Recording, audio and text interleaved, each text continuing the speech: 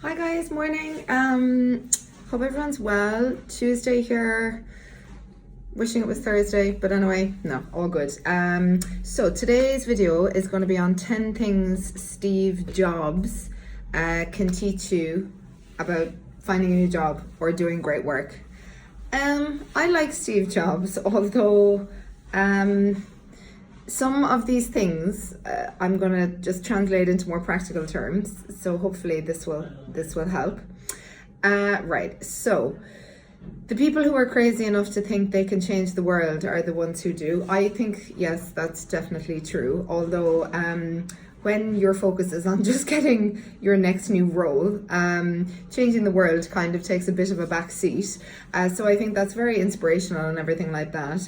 But I think that there is a day-to-day reality of implementing that. So a good question to ask would be, well, how can you change the world through the job that you have today, or how can you affect change in a beautiful way in your new role? That might be something that you can reflect on. I like this one. For the past 33 years, I've looked in the mirror every morning and asked myself, if today were the last day of my life, would I want to do what I am about to do today? And when the answer has been no for too many days in a row, I know I need to change something.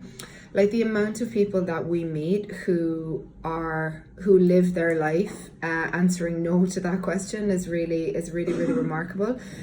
Again, in a practical sense, I know that there is the requirement, for income, there's mortgages, there's kids, there's all that kind of thing. But I do think that, if today was literally your last day, it's, would you be delighted with what you're doing? And that is a question, not just a question to reflect on, but it's also an invitation to celebrate what perhaps is working, but also a compass towards what you might be able to add. Some people resign from working when they answer that question. So yeah, you can see what that does. Your work is going to fill a large part of your life, and the only way to be truly satisfied is to do what you believe is great work. And the only way to do great work is to love what you do. If you haven't found it yet, keep looking. Don't settle. As with all matters of the heart, you'll know where you'll find it. That sounds lovely, and I'm sure like 90% of people will be thinking, oh my gosh, amazing, you've got to love what you do. I think for me personally, I mean, I run Road Recruit, but I don't live and die by recruitment itself. I like providing a service, and I like doing excellent work, and I like creating jobs for people, and I like adding value to the world. But I don't love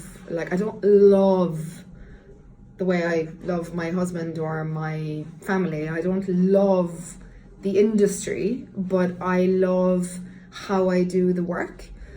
So I was never at school thinking, oh my gosh, this is exactly, I know exactly what I want to do, and I know exactly what I love. And I think that's quite a heavy burden to have to, or that society kind of throws. It's like, well, do what you love. Well, yeah, that's grand, but like, how, can you do what you love? Can you do anything in a way that you love? I think that might be a more practical way. Because I always say to the guys here, whether we're making pizzas or if we were running a coffee shop, we would do it with the same set of values, one of which is love, actually.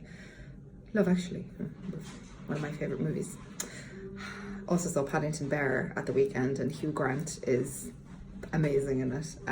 Funniest thing ever. Anyway, I digress. Falling in love with your job, I don't know. I think it's falling in love with the way that you are rather than the actual job you're doing at the time, in my opinion. Remembering that you are going to die is the best way I know to avoid the trap of thinking you have something to lose. You are already naked. There is no reason to follow your heart. I think this is definitely true. Like, death is inevitable. So what's the worst that can happen is that you're going to die. That's going to happen. So you might as well just try to enjoy in between. And I have to say, you know, with my recent experience of losing a best friend, definitely it does throw into perspective what is worth worrying about. So if you're afraid, you don't need to be, because you're going to die anyway. So yeah, I'm probably gonna get a lot of dissenting comments on that one. Getting fired from Apple was the best thing that could ever happen to me. The heaviness of being successful was replaced by the lightness of being a beginner again. It freed me to enter into the most creative periods of my life. Yeah, I just met with a gorgeous candidate of mine this morning. She's also a friend at this stage, and I think it was a client at one point. But yeah, she wasn't fired, but she's definitely moving on. And we meet a lot of people in this transition phase in their lives, which is why it's such a privilege to be able to help people. And we often say, yeah, like, what is the opportunity here? How can you springboard this into creating something more specifically right for you, more appropriate for you? And really, I think that having something like that happen, so like getting fired or being made redundant or having your role restructured, which, you know, can seem like a huge life event, but it's something that we encounter all the time with our candidates. It's really just, again, an invitation for a new beginning. So I say chill, and do things properly. Do your research and think about what job you would really like to love. Okay, let me have a look. Right, I think the next one will be, I'm as proud of many of the things we haven't done as the things we have done. Innovation is saying no to 1,000 things. Yeah, I definitely think that finding your dream job, to do things really right, to do anything right, I think you've got to know how to do them wrong and really learn from that process. It's really hard to design products by focus groups. A lot of times people don't know what they want until you show it to them. Not sure how relevant that is to finding your dream job, but I do think that if you think about finding your new role as designing something for you specifically, then that can be a really, really creative way of going about it. So a lot of people start with, well, what's happening in the market, whereas the right place to start is what's happening with me. What do I need? What do I want? What are the kind of businesses that can offer that to me? And do those businesses need the value that I can bring as well to that? Quality is more important than quantity. One home run is much better than 2 doubles. I don't know what that means, 2 doubles, but quality is more important than quantity. Yeah, definitely. I mean, I think that's pretty obvious. I don't think we need Steve Jobs to tell us that. Okay, let's see what else is more interesting here. His model, he says, for business is the Beatles. There were 4 guys that kept each other's negative tendencies in check. They balanced each other, and the total was greater than the sum of the parts. Yeah, that's interesting. I actually just read a little bit about the Beatles recently, and just before they got really famous, 3 of them got together and fired their drummer, and then the guy went into a big depression, and they hired Ringo Starr, and he became the drummer. And then I can't remember the guy's name, but they interviewed him years later, and all of the Beatles really struggled towards the end of their lives to have happy relationships, to have stable lives, and to really have those beautiful values that are really, really important. They really actually struggled with that.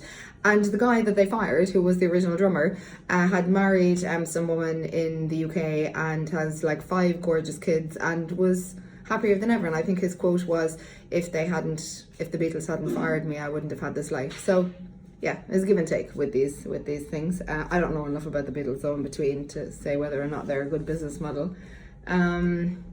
Cool. I think my favorite one, really, with Steve Jobs, and what he can teach us, well, taught me, I think, in terms of some of the literature that I've read about him. Being the richest man in the cemetery doesn't matter to me. Going to bed at night saying we've done something wonderful, that's what matters to me. And again, going back to the fact that, we can't bring bank accounts with us and all that kind of thing. Like, what is life about? Only trying to do something lovely every day. And I think, there's always going to be a series of problems, and it's about how you get through them. And I think if you can do that in a way that you're really giving, that's also really nice. And there's one final bit he says as well, which I personally always keep in mind, given the fact that we work in the digital space. I'm also conscious this video is like 10 minutes, but I think it's probably helpful to people. So I'll finish on this, but it says that technology is nothing. What's important is that you have faith in people, that they're basically good and smart, and if you give them the tools, they'll do wonderful things with them. Like, I think a lot of people, like when you're looking for a job, or even when you're starting a business, it's like, oh, what is this cool silver bullet? What is this technology going to give me? I need this CRM, I need this marketing automation. It's going to transform everything, like blah, blah, blah, blah. But like, yeah, if you don't actually invest in your people, and that doesn't mean hiring more people and paying them more, it means training them correctly, in response to, commercial needs, but also in the way that they work. And if they're good eggs, and as he says, smart, like, they will do wonderful things. And sometimes it's not with the best of technology. We didn't have huge budgets when we started to invest in like a big massive sales force, but Job Adder is beautiful. It does a job for us. It's a great database for us. We use ActiveCampaign for marketing automation, and we use like Monday.com for project management. Like, it's totally fine, but it's the people that we have here and who attend to that and who really love it into being are the ones that make it work. So yes, Steve Jobs says he wanted to put a ding in the universe, and he definitely didn't do that by making 12-minute long videos. So I'm going to shut up now, and Amber might edit some of this out, but hopefully that helps. See you next time.